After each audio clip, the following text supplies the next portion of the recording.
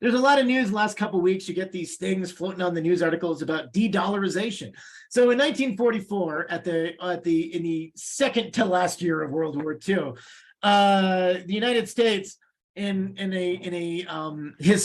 I think in a bit of fascinating trickery, invited everybody to Bretton Woods, New Hampshire, a hotel in the White Mountains of northern New Hampshire, and they invited all the countries to come there and talk about what the world would look like after World War II.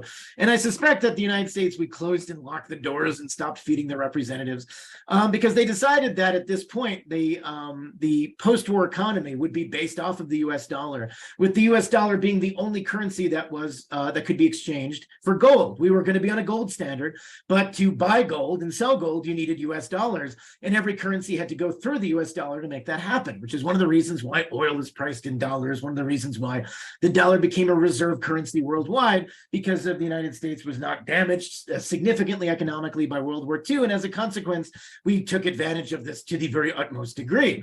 Now, we know the gold standard unwound in the early 1970s, and as a consequence, since then, we've had free-floating currencies.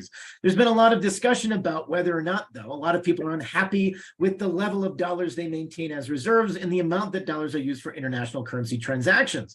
However, the US dollar is still the most dominant form of international currency out there right now because it is so usable, so pliable, and so manageable. In the long run, I would point out, though, the amount of the aggregate share of how big the US economy is relative to the world will continue to decline in favor of economies such as China and India coming up and getting more powerful and more wealthy. And there is downward pressure on this. But until there is, at least over the short term, a catastrophic regime change, it's unlikely that we'll see that affect in a meaningful way the current status of international markets as they stand. Yeah, people are working multiple jobs using ChatGPT. These are hilarious.